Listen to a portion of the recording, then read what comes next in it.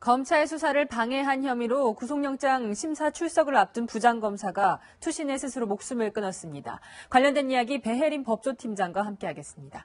키워드 먼저 설명해 주시죠. 네, 오늘의 키워드는 부장검사의 투신입니다. 네. 지난주 국정원 현안 TF 소속이었던 정모 변호사가 차량에 번개탄을 피우고 자살한 데 이어 오늘은 변창훈 부장검사가 스스로 목숨을 끊었습니다. 왜 이런 극단적인 선택을 한 것인지, 그리고 앞으로 검찰의 적폐 수사는 어떻게 진행될지 지금부터 알아보겠습니다. 네, 왜 스스로 이렇게 목숨을 끊은 것인지 이유는 알려졌나요?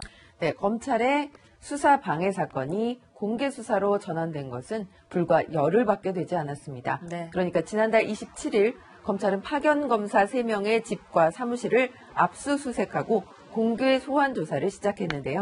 이 현직 검사가 수사 방해 검사로 구속될 위기에 놓인 건데 열흘 만에 완전히 뒤바뀐 운명을 받아들이기 힘들었던 것으로 보입니다. 네, 현직 검사에서 순식간에 적폐가 된 것인데 네. 이런 것에 대한 억울함이 좀 있었던 것 같아요.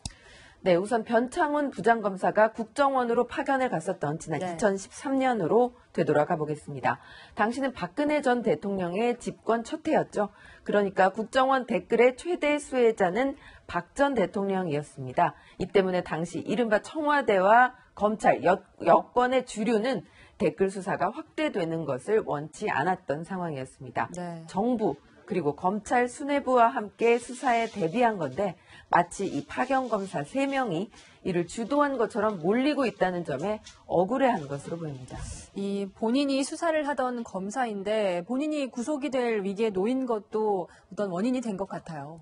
네, 요즘 검찰이 제 식구 감싸기 논란에 휩싸였다가는 지금 몰아치고 있는 적폐청산 수사의 정당성마저 흠집이 날 수 있겠죠. 이 때문에 동료들을 더 매섭게 수사하고 있는 건데요. 수사팀이 내민 증거에 이 검사들도 수사방해 혐의를 부인하기 힘든 상황이었습니다. 아주 복잡한 심경이었을 텐데요. 네. 오늘 변창훈 부장검사의 유족은 마지막 순간 검찰을 원망하며 오열했습니다. 이 유족은 뇌물을 받은 것도 아니고 국가밖에 모르는 검사였는데 검찰이 죄를 뒤집어 씌웠다 이렇게 말했습니다. 그리고 아이들이 집에 있는데 압수수색을 해서 검찰이 망신을 줬다고도 했습니다. 네, 병원에서 후배 검사들도 이렇게 오열하는 모습을 보였다고 하는데 검찰 내부도 굉장히 동요할 것 같아요. 윤석열 호의 이 적폐 수사에 제동이 걸릴까요? 네, 피해자가 목숨을 끊으면 수사는 움츠러들 수밖에 없습니다. 네. 문재인 정부와 윤석열 지검장의 적폐 수사에도 영향을 끼칠 것으로 보입니다.